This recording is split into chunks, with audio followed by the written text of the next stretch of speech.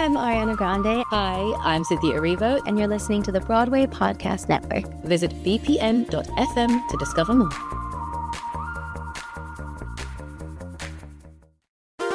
There's a cat over here.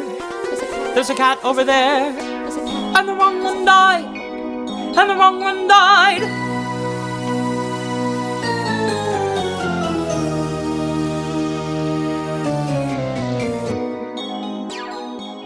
Welcome to The Wrong Cat Died, the podcast breakdown of the catastrophe. I'm your host, Mike Abrams, and today we have a special guest. She starred as Electra in the 2016 Broadway revival of Cats. Welcome, Lili Froehlich, and thanks for joining us. Thank you so much for having me.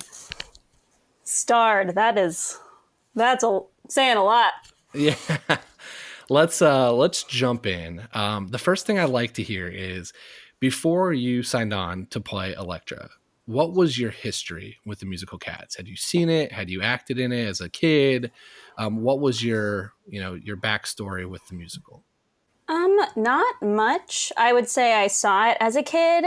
I saw the VHS, but I had, and maybe I saw a live production when I was a child at some point. Other than that, one time when I was young, probably 7-ish, my dance studio did the Jellicle, an excerpt from the opening, maybe the Jellicle Ball, like a weird mashup. And I was a random cat in that. But other than that, I hadn't seen it as an adult. I actually, before auditioning, really struggled watching the movie again. I could not get through the whole thing. So, and I saw a high school production once. That's been a common theme with your cast. Really? Okay. When did you see it? How old were you the first time? When you said you were a kid? I bet you I was 5 or something. Maybe 6. Wow. And yeah. Did it not scare you? I'm having trouble remembering, honestly. It must have been a low-budge community kind of production. So I don't know if I was that scared. Okay. I think I liked the dancing. I saw your production. What did you think? I was terrified. Absolutely terrified of the whole thing. That's amazing. Yeah, it was, I saw kids everywhere, and it kind of blew my mind that it was, it starts with the whole green eyes and they're coming out and they jumped out from behind me and I was not prepared for that. And I just wasn't ready for the whole thing from start to finish. Oh God. We weren't ready either. Every day, just not ready, honestly. It was hard, but I guess it would be scary. As a kid, our production, yes, would have been very scary. Especially even McCavity was really scary in our production, I feel like. So, but I just didn't have much of a history with the show, honestly, when I started it. I didn't know much at all. Okay. So that really leads me to I think my first question, which is, what were you told about Electra? And how did you roughly saw the movie, I guess, the 98 movie. You had to watch it in multiple sittings to get through it. But what was the backstory you were supposed to follow? What were you given about the character? Okay, well, from the beginning, I was basically told that Electra is typically not in the show. She's typically cut from the show. She's an extra cat. And they weren't even sure if they were going to have her until I guess they made room for me or something. It was what it kind of felt like. I don't know. I was not in the casting process, but so from the beginning it was let's just add this extra cat, basically. And I was just told that I was one of the youngest kittens. And the way we framed it was that the 3 young kittens, Pouncible, Electra, and Syllabub, the rest of the cats were trying to kind of lead us through the Jellicle Ball because we had never been before because we were so young, and they were kind of performing for us and obviously for Old Deuteronomy and to go to the Heaviside Layer. But, our kind of interpretation was that the kittens were always in the audience for these cats, I feel like, to perform for and to show us the way, to show us how to be a Jellicle cat, So I've done a little bit of somewhat of a research to try to figure out the backstory, and it seems like Electra is one of the three sisters with Etc. and Jemima, and that you're the most mature of those three sisters, but you're all the kittens. And so what I've been trying to figure out is just, how do you interact? Like, what was told? Did you come up with an entire backstory for Electra? Or did you just have, some bits and pieces to figure out how to generally handle yourself on stage? Oh my God. We all had the most intense backstories. I think because, and I think anyone who's ever done Cats before, they knew they didn't really, it seemed like they didn't enjoy our production much because we didn't have time to focus on the traditional story or any of the kind of more traditional rituals that people that do the show have experienced. Like typically people practice felinity for like a week or something. Like they like literally at the beginning of rehearsals, crawl around and like pretend to be cats and like get into that character for like a week. We did it for 3 hours. Wow. One day. That was the only time we had because I know time is money on Broadway, and Andy was really trying to recreate this show. We just didn't have a lot of time. So from the beginning, we didn't have a lot of backstory given to us. So we then took, like the tidbits of information and ran with it. I was basically only told that I was a kitten. Like that's kind of all I knew. What you just said to me, I was never told. That's kind of scary that I know more than we were told ahead of time. Yes. It wasn't ideal, that's for sure. I think people were doing their best. It was a very interesting circumstance with a lot of cooks in the kitchen.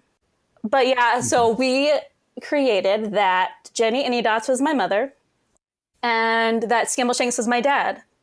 And that's kind of what we ran with, And I was always such a kitten. I was too young, for like love, I would say. But I think if I had to pick a partner, it would have been Pounceable, because we were always together. He was literally my dance partner a lot of the time. So, and then, Syllabub / we called her Syllabub, but Jemima is what she's called in England. She was probably my best friend, but I didn't know she was my sister. So that's cool. So what else? That's great because I do want to get to the family tree here in a little bit. But what else did you like? You said you had a wild backstory. What else was part of that? Like, what did you think for what everyone should know about Electra to help you portray it on stage? I always said that I was the youngest kitten. Like I was going with that I was the youngest cat on stage, and I just had this very wide-eyed innocence. I tried to go with that. Like I always said I'd been born like 2 weeks ago. You know what I mean? Like fresh kitten. Wow. Okay. So super young. Yeah. Super young. I went with, that I was the youngest. And that gave me a lot to play with. I had so much fun. I got to really try and experience the show with fresh eyes every night because it was my first time at the ball. Whereas other cats have been to the ball before. It is a special ball and it's a specific Jellicle evening, but I was always like, no, this is my first time. I get to have this, this fresh take on everything. And I was just always amazed at everything I was seeing. So I had a lot of fun with that narrative, with playing with that, and just being amazed at because I didn't get to be in a lot of the more sensual and sexy, quote unquote, sexy cat numbers. I wasn't in Macavity. I wasn't in like any romantic part of the ball. So because I was so young and I just had to sit on the side and watch. But I really did watch. And there were always adults protecting me and things like that and shielding me from the violence and from the scariness and things like that. So that's what I got to experience every night. That's what we made happen every night. Wow. Okay. So that's really cool to hear because it's fun to hear how you portrayed the character, especially since there's so many different versions of how Electra could be portrayed on stage. So you already answered a little bit of what I wanted to ask next, which is I've been trying to figure out the cat's family tree, and it doesn't seem like there's any real source of truth. So you said kind of your family. Was there any other that you remember where you knew like, okay, this is Macavity and Demeter for sure, or these two, or this is their parents? Like, what do you remember from your your backstories from your cast that you could say, okay, this is how we played it? Okay. And yes, keep in mind that like anyone else who's ever done Cats would wholeheartedly disagree with everything that I am gonna say. You know, we made this up, like I said, because we weren't told much because of the lack of time. I'm trying to think. So yes, Skimble was my dad and Jenny was my mom. So they were together. In ours, like Bomb Ballerina, you know, she had her thing with McCavity, but she was over it and she was on the other side of this abusive relationship. And she was now, you know, at least by the Jellica Ball in our story, she was with Rum Tum Tugger. She was with Tugger. Mungus Strap is with Demeter in ours. Like, she gets tempted by McCavity, but Mungus Strap and Demeter are a thing. So that one I want to ask you about. It's okay. Is that why? I think that's why Mungus Trap fights McCavity, is because McCavity's mad at Mungus Trap for stealing his girl, not because of old Deuteronomy. Okay, I think it's a mixture. Definitely a solid mixture, but I think that because Mungus Strap and Demeter have become intimate in our production at that point, and then McCavity's like the bad ex-boyfriend that comes back and like, you know, that like drug person you're addicted to that you know you shouldn't be. Like McCavity comes back and like hypnotizes her and physically takes her away. And so yes, Mungus Strap has to come in and fight him for her and to get old dude back and like save the entire tribe. But yes, for his lady, he does fight McCavity. Absolutely. What about Buster Jones and Gus, kind of the older guys that are in the play? Like who are they with? I would say that, well, Gus is, you know, that sweet older man that I feel like Jelly Loram she's his caretaker. And I feel like they're not romantic or anything. But I think that like she's his companion. And I think she's like, you know, she's probably not with anyone. She did not obtain a partner, so she feels good taking care of this older man whom she really admires, is what I would say about that. And maybe, I don't know, I think Gus probably like had his time. You know, he's the theater cat, so I mean, who knows what you know Gus got into. He probably had some lovers in his day. But now, yeah, he's alone and he's got this nice companion. And then as for Buster Jones, I mean, I think he just wants to eat. Like, I don't think he's with anybody. Not anyone in our tribe, that's for sure. Well, his song is about him going to strip clubs. So I think that's got to play into it, right? That's true. I just think he's a rich, I would say he's a rich, fat cat. Maybe he pays for, he probably pays for lady cat strippers but he probably just doesn't have. I know what you're going to say, but I'll tell you, this is not any more ridiculous than the plot line of the actual musical.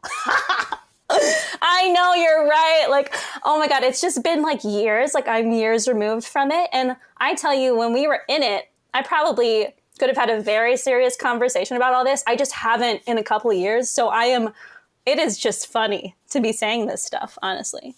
It's gotta be fun to bring that back, that memory.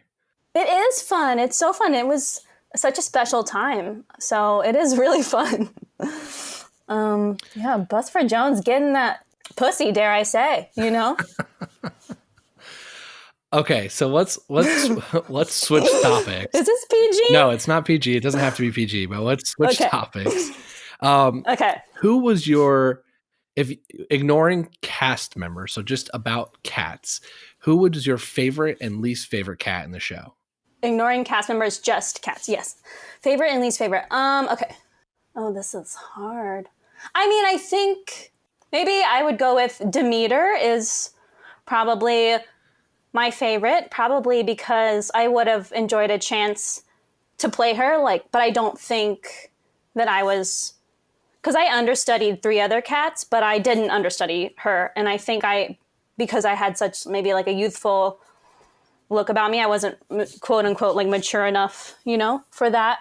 But I like her trajectory. I like, because she's got depth to her. Like she's connected to Grisabella. I think she feels for Grisabella the whole time, but she's always being told to not go there and to shut down all of those thoughts she's having and to just stay with the tribe, and so I think she's got empathy that a lot of the other cats don't have early on.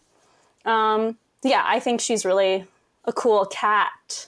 And my least favorite cat, my least favorite number, thus also my least favorite cat, was Bustopher Jones. I'm sorry to anyone out there who loves Bustopher Jones, but I think it's like very, it's like, yes, this is an Andrew Lloyd Webber musical, so obviously it's a very British show, and it takes place in London and all of those things. But so I think that Bustopher is one of the most, proper British characters, which we don't really have in our society. So I don't connect with Bustopher very much. And that music, that whole song, it's just, it's fluffy and it can be fun, I guess. But yeah, I don't know. Don't like that whole number, honestly. So that's your least favorite song. What's your favorite song? I've been asked this so many times recently of Hamilton, and I haven't thought of Cats in so long. So Brain is going to think about, I almost said Schuyler Sisters. You can answer with Hamilton too. Oh, I almost said Schuyler Sisters because I've said that so many times recently because it's my fave. But, okay, Cats. Tugger is so fun. And in our version, it was quite different because Andy really got to play and do what he wanted to with that number, at least from what I could tell. So it was more rock and roll. It was more hip hop. It was really, I had a blast doing Tugger. The ball, honestly, the ball is a magical thing. Maybe not 8 times a week for a year and a half. Like, it definitely starts to wear on you, but there's no other feeling like when, like opening night or first preview, or when something really, when it's like a very momentous day for some reason, like my last show, doing the ball on your last show and everyone yells, "Go for it." Right before the big,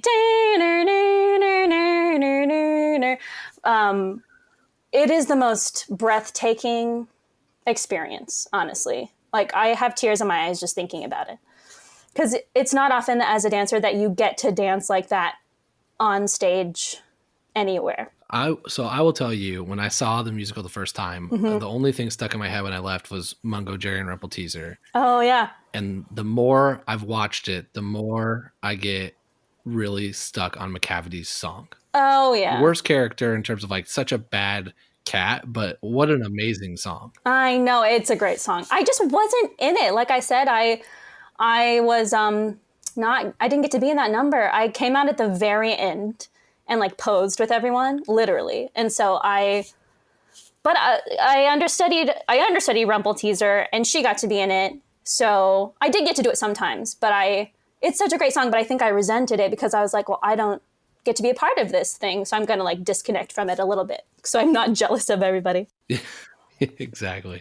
So we're recording this during the quarantine of the COVID virus. So if you had to pick a cat to be quarantined with, which character would you pick? I have an answer for what I think is the correct answer, by the way. I want to hear it. I'm going to say one thing and then you're going to tell me yours and then I'll change my answer, I'm sure.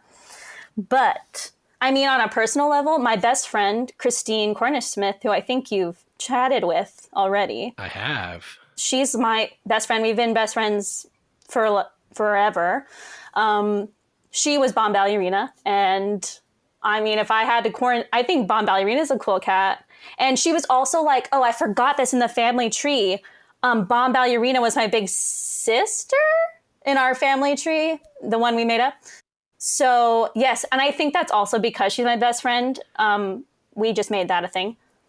So I think I would choose to quarantine with Bomb Ballerina only if played by Christine Cornish-Smith.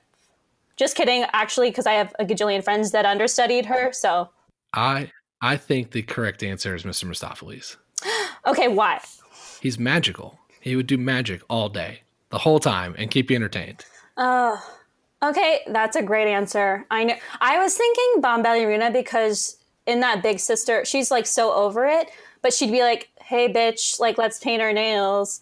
Hey, bitch, let's have a martini." You know, that kind of thing. But in the grand scheme of things, you are correct. That would be cool to have Mr. Mistopheles here, keeping us entertained. I definitely put more thought into this than I wanted to. With Bustopher Jones, he'd have the biggest house because he's rich, but he'd eat all your food, so that wouldn't be as fun. It doesn't seem super fun. No. Gus could tell you stories all day, which would be great. Yes. But I just feel like Tugger would be super interesting, but I feel like the magic would be, you couldn't pass that up. That's true.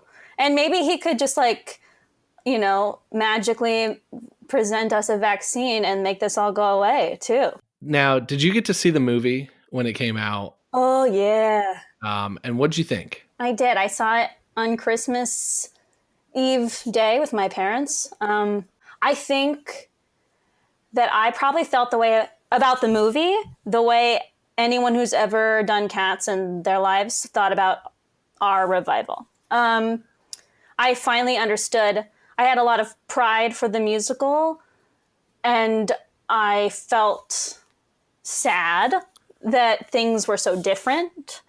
I just felt like what I never understand about any musical that is turned into a movie, when it is changed so drastically, I never understand, because your audience is going to be, for the most part, the avid fans and followers of the show. So you're going to piss them off, you know? So I was sad a little bit. I didn't understand the need for some of those changes. And I also thought a lot of what Andy was trying to do in the film, like you couldn't even see it because the shots were kind of strange. Like it wasn't shot for dance, but it's a dance musical. It's like the most quintessential dance musical.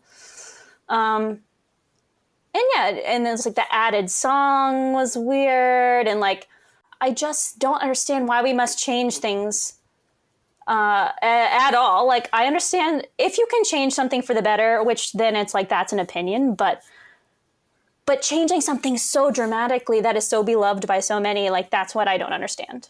For sure. It's, when you've got 40 plus years of the show succeeding in, for the most part, a similar fashion. Yeah. There was a lot of liberties taken in the movie. Yeah.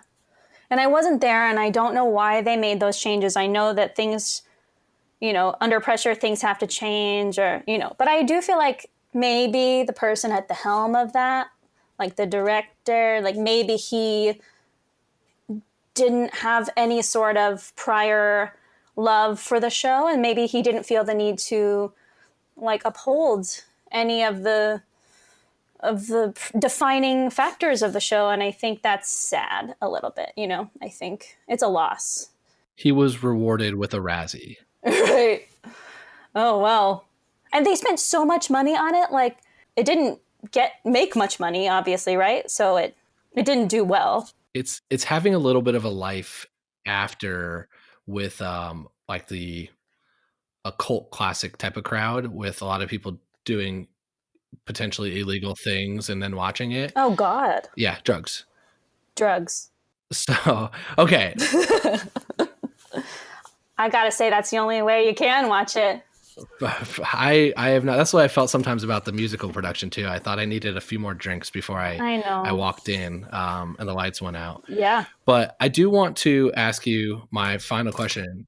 I told my friends. Go ahead. Tell your story. Oh no, I told my friends whenever they would come, I'd say, please drink something or smoke something, like whatever you need to do. Okay, that's what I would always tell them. No one gave me that advice when I saw Matinee on Saturday, and I walked in completely sober. Oh no! With not prepared. I'm for so anything. Sorry. Really, I am. But now I've got multiple episodes explaining the story, so it's taken a complete right turn for me with this musical. Good. So I want to ask my final question, but before I do that, I usually like to hear what you're up to. I think you mentioned it, but before obviously stuff started to shut down, you were in Hamilton, correct? Yes. Yeah. I've been in one of the tours for over 2 years now. I left Cats and went straight into Hamilton. And so I'm a swing and one of the dance captains. Wow. That's awesome. Thank you. And you said your favorite song was the Schuyler Sisters? Yes, it's so fun. Okay. Now I want to ask my final question because this has been kind of the thesis for my podcast, which is I have said that Grisabella was the wrong choice to die at the end of the show and to ascend to the Heaviside Layer. And so what I want to ask you is, do you agree with me that she was wrong, or do you want to defend her? And if you don't want to defend her, who would you pick to ascend to the Heaviside Layer? Now, can I get a reason for your thoughts? A brief reason? I just think there are more worthy and better characters. I think we're rewarding a potentially drugged out former prostitute that is trying to work her way back to this, to the story. And yes, she sings one of the best songs, but we're rewarding someone who had a very, very rough past. So there's a little redemption story, but I also think like there are a lot of other people that put up some really convincing performances to have their shot at being ascending to the Heaviside Layer. Yes. Okay. I agree with you. I think we learn a really good lesson from Grisabella, and I think we are assholes to Grisabella. And just because someone is a potential druggie that, a person that is addicted to drugs and maybe is a prostitute doesn't mean we should obviously shun them or be mean to them. Like, they need love and they need support. And we learn that throughout the show. Now, if we could, I'd agree with you, and I don't think she should be sent to the Heaviside Layer. I think we should let her live, and we should help nurse her to health and bring her into our tribe, and she's got some good years left. I think it's really depressing that poor Gus, the theater cat, is on death's doorstep, and we make him wait. He's not gonna make it to the next Jellicle Ball. You know what I mean? He's old. So yes, I think it's wrong. I think we should listen to Grisabella, let her belt out that tune, and we love and we forgive her. And then we somehow get Gus back in there, and we let that old-ass cat go to heaven, the Heaviside Layer. So that is the consensus with the majority of the fans, is that there's a big team Gus. I did ask Christopher Gurr this question, and he said that he did not think in your performance Gus had a life left to live. So it was, if he would have ascended to the Heaviside Layer, he might not have returned and been reborn. It was his last life. And so that's why he wasn't picked. But I think he was just justifying the reason that he wasn't picked. Yeah, but leave it to Christopher Gurr to find the most beautiful answer for that. I mean, honestly, that's great. Exactly. He's incredible. God, that's good. Yeah, it almost bothers me how poetic that is, because most people are team Gus, and it's probably the right answer. But at that point, it's hard to argue against that. It is. I still think it should be Rum Tug Tugger and Mr. Mustafali is ascending together. Oh, why? I just think they are a clear romantic situation that is ignored throughout the play, and there's a lot of very interesting pictures that you can find on the internet of the two of them in the deep dark cat's web. Yeah. And so I do think that would be, it's like Bert and Ernie, and I think they're ready to go together. Oh wow. And that's who deserves to ascend together at the end. I mean, that's two of the best performances if we're judging it like a competition show, which is the way the movie actually even made it out to be. Yeah. But the way I interpret it, I think those were the two most worthy performances. Okay. That's a very valid argument. I guess then I would just, say to that maybe, I mean, is age ultimately a part of this? Because I feel like they're a little young, but as you're saying, it's about ascending and dying and being reborn. So does age even matter? I don't know. I look at this like a America's Got Talent or X Factor, because I saw the production with Leona Lewis. Yeah. And so that's kind of how that was the first time I saw it, is I really I was like, oh, this is the X Factor. And I'm watching it live on stage.